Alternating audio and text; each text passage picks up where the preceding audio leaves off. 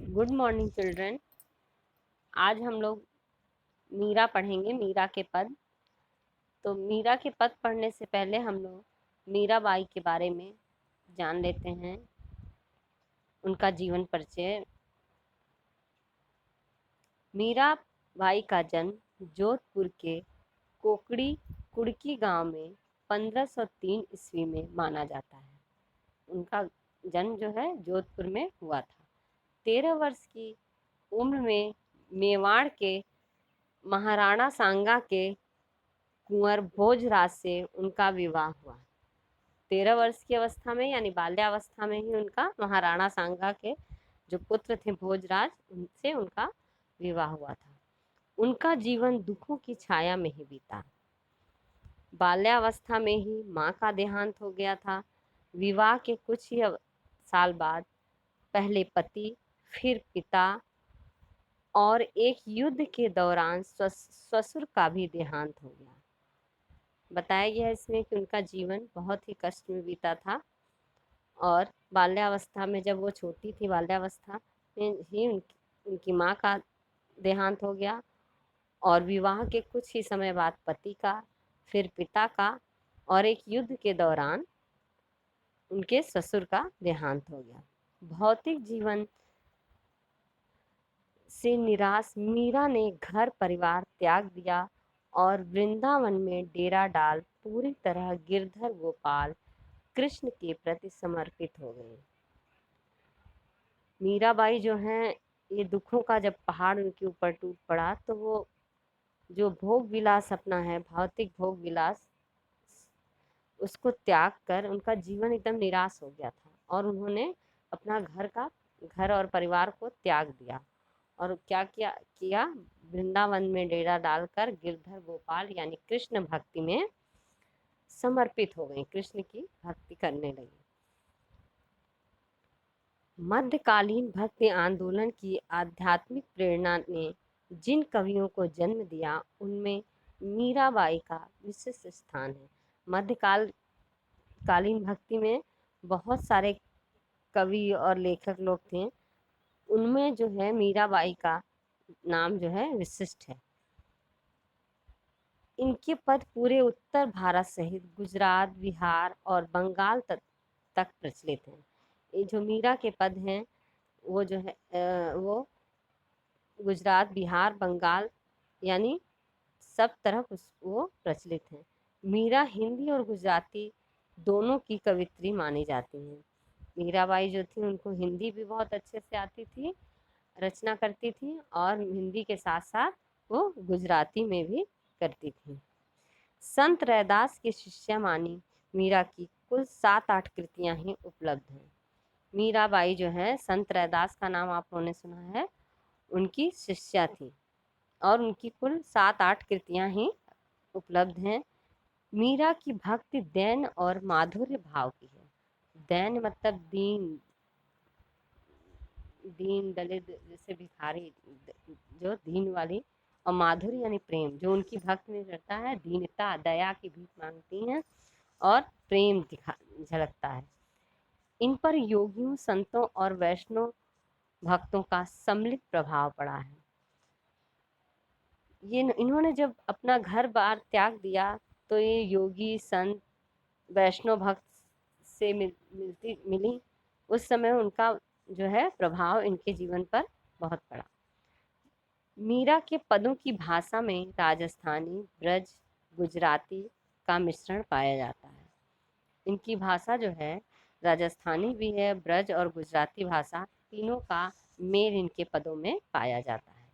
वहीं पंजाबी खड़ी बोली और पूर्वी के प्रयोग भी मिल जाते हैं और साथ में राजस्थानी, ब्रज और गुजराती का मिश्रण तो है और कहीं कहीं पंजाबी खड़ी बोली और पूर्वी के भी प्रयोग मिल जाते हैं।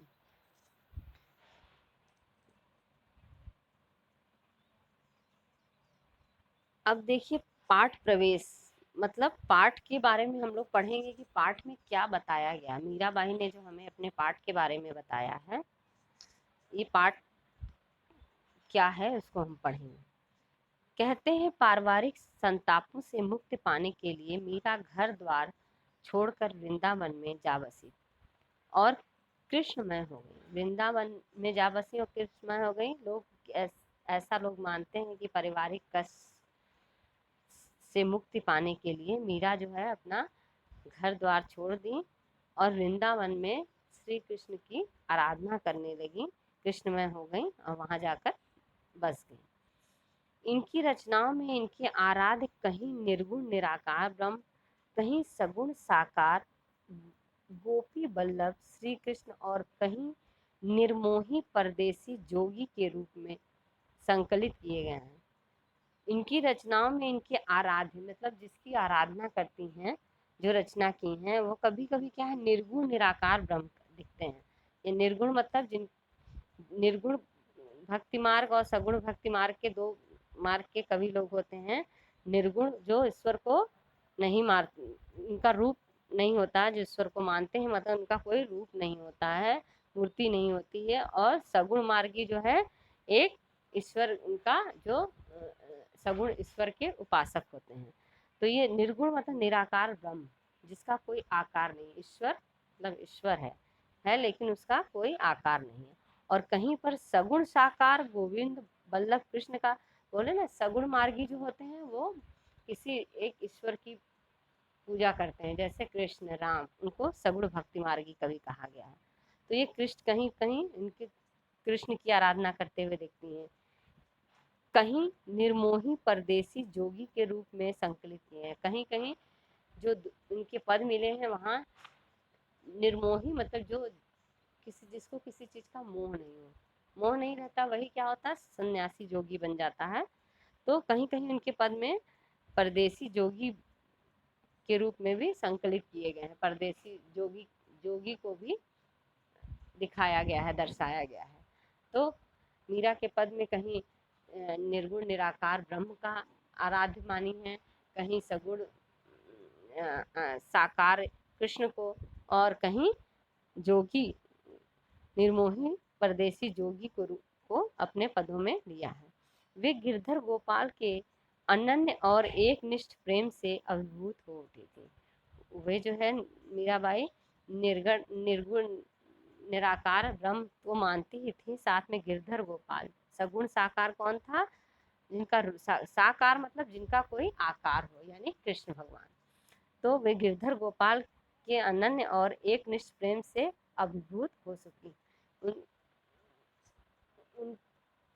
वो जो है श्री कृष्ण से अपार प्रेम करती थी, ईश्वर प्रेम था उनको। प्रस्तुत पाठ में संकलित दोनों पद मीरा के इन्हीं आराध्य को संबोधित हैं। जो हम लोग पद पढ़ेंगे वो दो पद हैं मीरा के पाठ में, और दोनों पद में इसी अपने आराध्य कृष्ण के बारे में इन्होंने बताया है।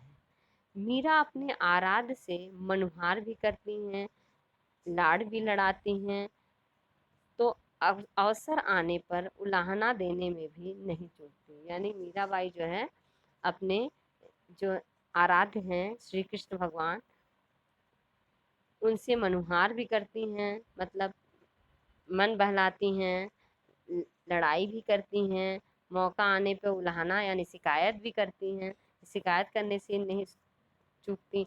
और उनकी क्षमताओं का गुणगान, उनकी क्षमताओं का गुणगान कि आप में ये क्षमता है, आप ये कर सकते हैं, तो आप मेरे साथ भी ये करें। ऐसा आप में कितनी क्षमता है, आप में कितना ताकत है, आप वो बता स्मरण करती हैं। तो उनके कर्तव्य याद दिलाने में भी देर नहीं लगाती, और उनके गुणगान का स्मरण करती हैं और उनके कर्तव्य को याद दिलाने में देर नहीं करती कि आपने ऐसा ऐसा किया तो आप मेरे साथ भी ऐसा करें। अपने किसके साथ? अपने भक्त के साथ।